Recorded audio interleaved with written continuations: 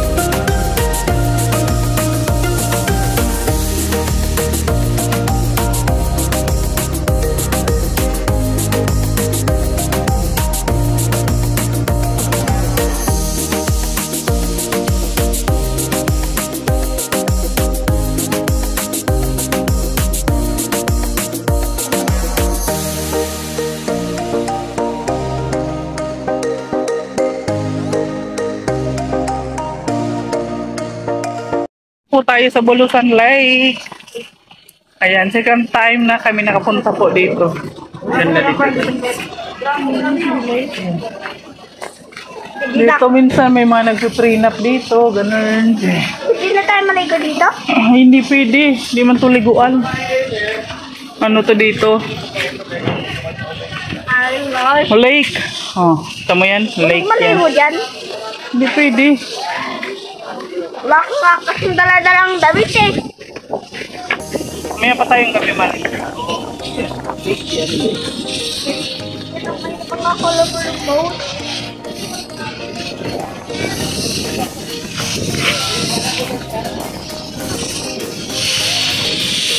Ganda dito guys.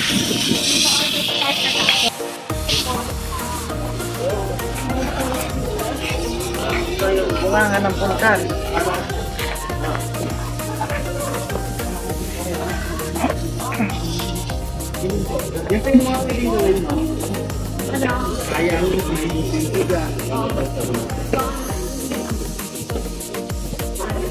Kasi ko kayang lahat. Daming ibon.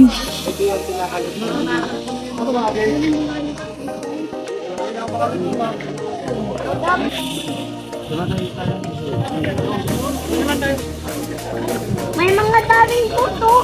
Oo, halika na dito, dali.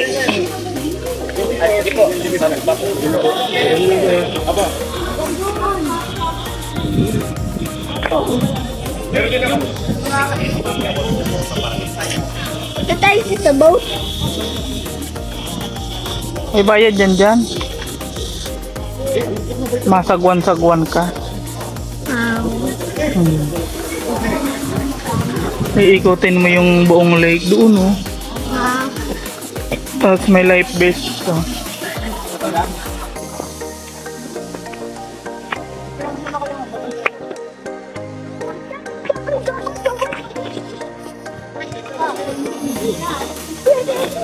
Hingali ka na.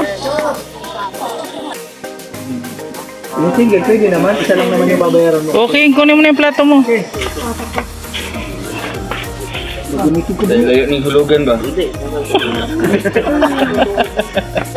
Baka kayo gusto mo. Sa akin, no? May mga hidden place kayo dyan. Yan, ha? Kanin kayo ng camera nyo.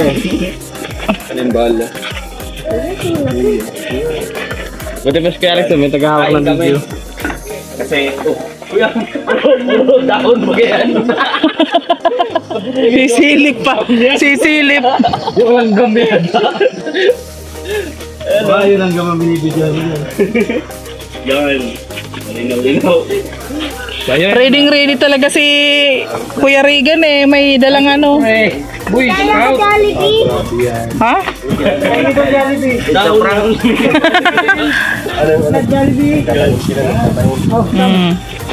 Suyo. Ay, ang ano. Kinain natin yung hinaw. Kukumain ng Pinoy para kain. Ayan, tapos na po kaming kumain.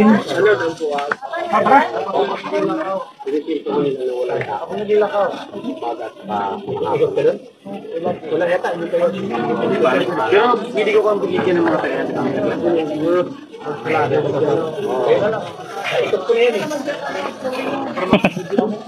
Orito sa ano? Pwede map muna tayo? Pwede map muna. Orito muna tayo na pati. 3D map.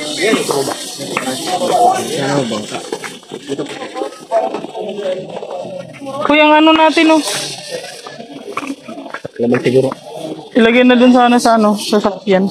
Asaan ka mag-bark? Ayun lang. Kaso yung kambing nun, saan galing?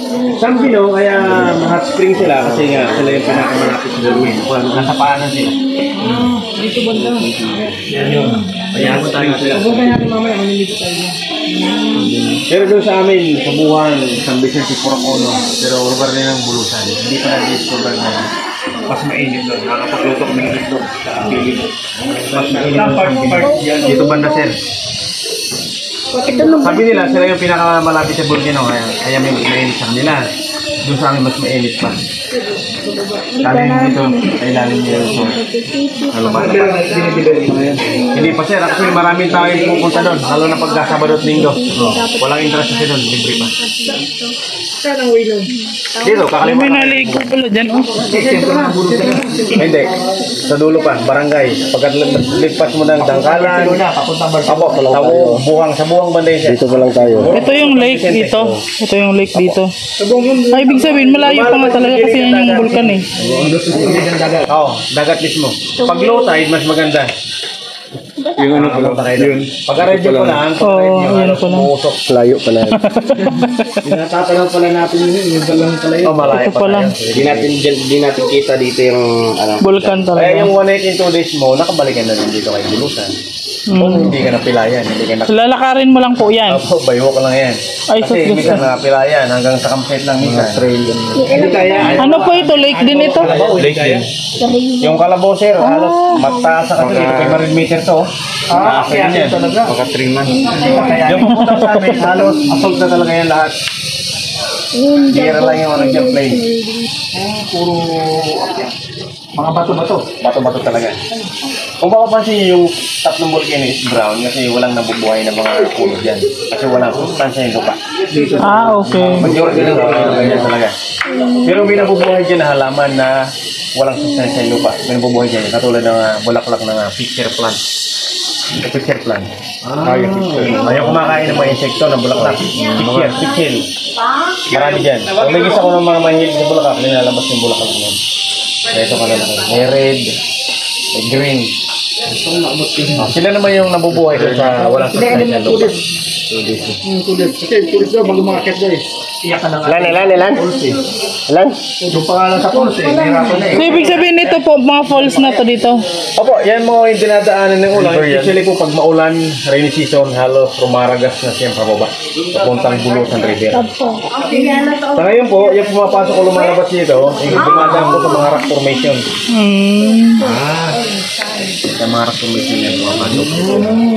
Tulad ng pinuntahan natin, yung falls doon. Yung falls na pinuntahan natin, galing yung vulkan. Sa Hidden Falls. Ayun, halos puro dito lahat yan. Malamig nga lang yung part na doon.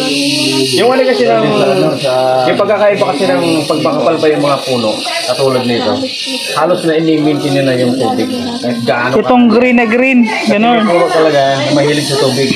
Katulad ng luktob, yung local nito sa amin, luktob yung pangalan. Halos kaya niya mag-imbak ng 40 gallon every day sa tubig.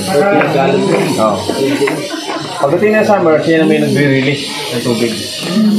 Kaya nga, matubig tulog ka na no, maraming pulo sa baba, kasi maraming pulo. Yun yung pagkakaiba pag maraming pulo. Sila yung nag-maintain ng tubig. So, ayun guys, nandito na kami sa Barcelona, USA. Diyos, Sorsogon. Dito na tayo sa Sorsogon, na Barcelona. Ang ganda ng simbahan dito, parang ano na siya, parang nakabigo na ako. Dito simbahan nyo, dagat nyo. Hindi, ano Pero yan siguro ka. oh, ha?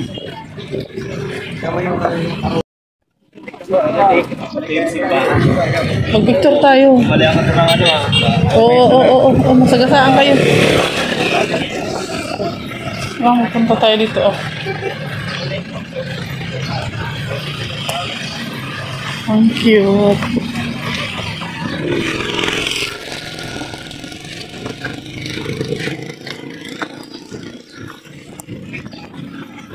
Ang ganda. Maka bebe. Picture lang kita bebe ko. Bebe. Diyan ka. Against the light.